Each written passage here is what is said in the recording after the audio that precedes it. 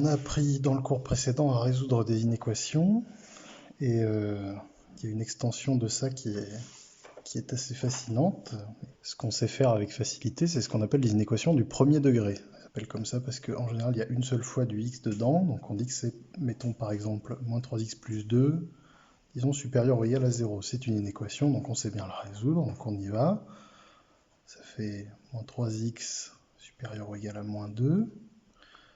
Et ça fait x inférieur ou égal à moins 2 sur moins 3, donc x inférieur ou égal à 2 tiers. Voilà. Jusque-là, tout est bon. Si c'est pas bon pour vous, revenez à la leçon précédente. Alors, apprendre à faire ça, c'est bien beau, mais quand on a des fonctions un peu plus compliquées, en fait, on peut rien en faire. Alors, le but du jeu, pour nous maintenant, c'est d'apprendre à résoudre des inéquations un peu plus compliquées. Et donc, en fait, il y a un truc dont il faut se rendre compte, c'est que résoudre cette inéquation-là, moins 3x plus 2 supérieur ou égal à 0, moins 3x plus 2 supérieur ou égal à 0, ça veut dire que là, on trouve le signe de l'expression moins 3x plus 2. Donc le signe de moins 3x plus 2, puisqu'on voit que c'est supérieur ou égal à 0 quand x est inférieur ou égal à 2 tiers, donc ça veut dire que moins 3x plus 2, il est supérieur ou égal à 0 lorsque x appartient à l'intervalle moins l'infini de tiers, et il est inférieur ou égal à 0 lorsque x appartient à l'intervalle de tiers plus l'infini. Okay, donc intervalle ouvert en l'infini, intervalle fermé en 2 tiers parce qu'on a des inégalités larges. Donc là, ce qu'on a, c'est le signe de ça. Et puisqu'on a le signe, on peut appliquer une chose qui s'appelle la règle des signes. Donc si maintenant, je décide de résoudre l'inéquation moins 3x plus 2 facteur de x moins 1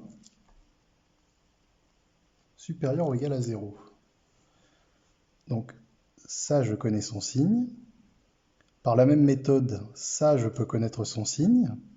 Et donc en fait, puisque c'est une multiplication, je peux connaître le signe de l'ensemble, parce qu'il y a la règle des signes. C'est-à-dire que si ce bout-là est positif, que ce bout-là est positif, par la règle des signes, l'ensemble va être positif. Si celui-là est positif, celui-là est négatif, par la règle des signes, l'ensemble va être négatif, etc., etc. Et en fait, la technique la plus simple pour résoudre ça, c'est de faire un tableau. Donc, x-1, on va le faire rapidement à côté. Donc, déjà, moins 3x plus 2, on sait qu'il est positif lorsque on réécrit, même si c'est écrit en haut, peu importe. Lorsque x appartient à moins l'infini 2 tiers, voilà, et négatif pour l'autre intervalle, un intervalle complémentaire. Et donc x-1, x-1 supérieur ou égal à 0, c'est facile. Ça fait x supérieur ou égal à 1. X supérieur ou égal à 1, ça veut dire qu'il appartient à l'intervalle 1 plus l'infini. Ok ? Donc à partir de là, je fais mon tableau. Donc déjà, il y a une ligne pour les x, une ligne pour moins 3x plus 2, et une ligne pour x moins 1. Et puis une dernière ligne pour l'ensemble. Ok ? On est bon, je suis toujours dans le champ. Je trace mon tableau. Hop, rapidement, pas besoin de faire du grand art. Ici, on dit moins l'infini. Ici, on va mettre les deux nombres qu'on a ici. Donc, d'abord 2 tiers et puis ensuite 1. Dans l'ordre. Et puis ensuite, plus l'infini. Puis on prolonge. Voilà. Et on ferme le tableau. D'accord ? Donc, ensuite, on trace des traits ici. Moins 3x plus 2, on sait qu'il vaut 0 en 2 tiers. Donc on met un 0. X moins 1, on sait qu'il vaut 0 en 1. Le produit des deux, s'il y en a un des deux qui vaut 0, ça fait 0. Donc là, il y a un 0, là, il y a un 0. Ensuite, moins 3x plus 2, on sait qu'il est positif entre moins l'infini et 2 tiers. Donc là, il y a un plus. Et du coup, par conséquent, il est négatif ici et ici. Ensuite, x moins 1, on sait qu'il est positif entre 1 et plus l'infini. C'est-à-dire qu'il est positif ici, et il y a 2 moins ici. Et ensuite, on regarde le tableau. Plus par moins, ça fait moins. Moins par moins, ça fait plus. Moins par plus, ça fait moins. Ça fait la règle des signes. Et donc, qu'est-ce que je viens d'écrire là? Je viens d'écrire que moins 3x plus 2 facteur de x moins 1 est supérieur ou égal à 0 lorsque x appartient à cet intervalle-là, 2 tiers, 1. Voilà, intervalle fermé parce que c'est une inégalité large. Ça, on est bien d'accord. Ok. Donc, voilà, ça c'est pour les équations produits. Et on va faire la même chose pour les équations quotients. C'est presque exactement la même chose, il y a une petite différence. Donc, disons, on va en prendre une. Disons qu'on prend les mêmes inéquations du premier degré, comme ça ce sera plus simple. On a déjà tout résolu, donc on va dire moins 3x plus 2 divisé par x moins 1 supérieur ou égal à 0. On va dire que ça, c'est mon équation à résoudre. Donc je sais que moins 3x plus 2, moi j'ai qu'à recopier x moins 1, donc moins 3x plus 2 supérieur ou égal à 0 lorsque x appartient à moins l'infini de tiers. Ok. Et x moins 1 supérieur ou égal à 0 lorsque x appartient à, on a dit, 1 plus l'infini. Là on est bon. Ensuite, je fais mon tableau, donc je vais le faire à main levée cette fois. Et voilà. Hop, hop, hop. Donc, moins l'infini, 2 tiers, 1 et plus l'infini. Donc, même chose, je trace mes traits comme ça.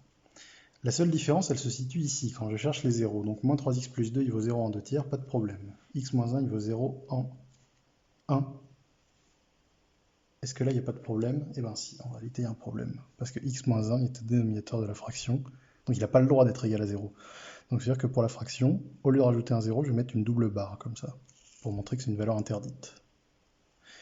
Et ici, vu qu'il est au numérateur, il n'y a pas de problème. La fraction elle a le droit d'être égale à 0. C'est juste le dénominateur qui n'a pas le droit d'être égal à 0.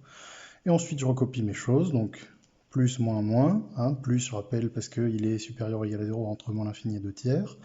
Lui, il est supérieur ou égal à 0 entre 1 et plus l'infini, donc c'est un plus ici et nécessairement un moins là. Et ensuite, même chose. Plus par moins, ça fait moins. Moins par plus, ça fait moins. Moins par moins, ça fait plus. Et donc en fait, là, on écrit moins 3x plus 2 sur x moins 1 supérieur ou égal à 0 lorsque x appartient à l'intervalle. Alors c'est celui-là, mais attention, ça c'est une valeur interdite, donc j'étais obligé de mettre un crochet ouvert. Donc l'intervalle 2 tiers, point virgule, 1, crochet ouvert. Voilà. Et on se retrouve tout de suite sur GeoGebra pour voir comment ça s'articule au niveau graphique. Bienvenue dans GeoGebra. Pour ceux qui ne connaissaient pas, c'est un logiciel de géométrie dynamique dans lequel on peut aussi faire de l'analyse, étant donné qu'il est extrêmement complet. Alors, on va commencer par tracer les courbes correspondantes aux expressions qu'on a étudiées tout à l'heure. Donc déjà, on a regardé moins 3x plus 2 supérieur ou égal à 0. Donc on va regarder la fonction qui à tout x associe moins 3x plus 2. On voit bien directement qu'on ne s'est pas trompé, il y a bien un 0 ici en 2 tiers, hein, voilà, 0,67. L'ordinateur estime à 0,67, en réalité c'est pile poil 2 tiers. Et on voit bien qu'à gauche, donc entre moins l'infini et 2 tiers, c'est bien positif, puisque la courbe est au-dessus de l'axe des abscisses, et qu'à droite, c'est négatif. Ok, et l'autre, g de x égale x moins 1, et même chose, on voit qu'on ne s'était pas trompé, il y a bien un 0 ici.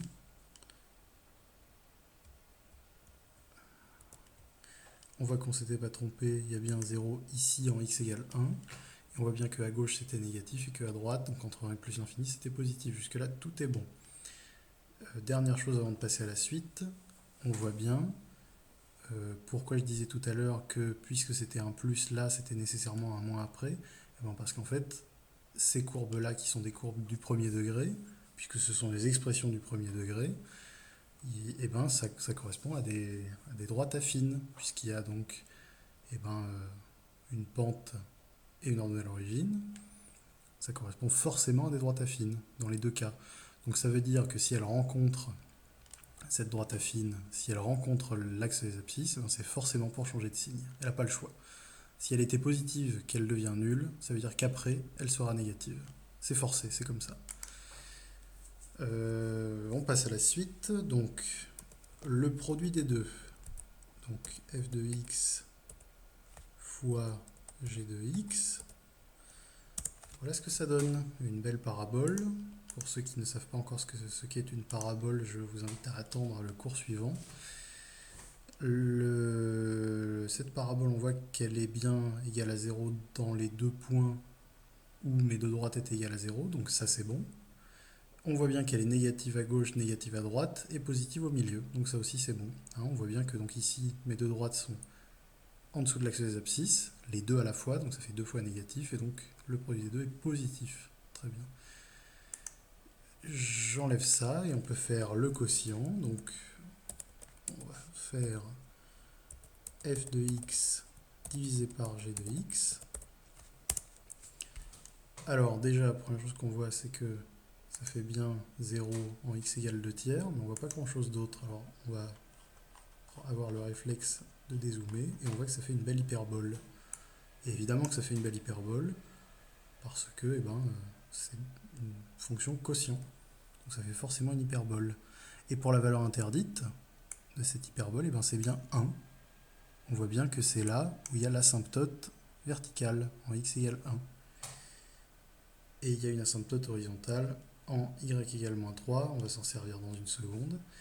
Donc c'est bien négatif entre moins l'infini et 2 tiers, c'est bien positif, et ça devient même très très très positif, ça tend vers plus l'infini. Donc entre 2 tiers et 1, c'est bien positif.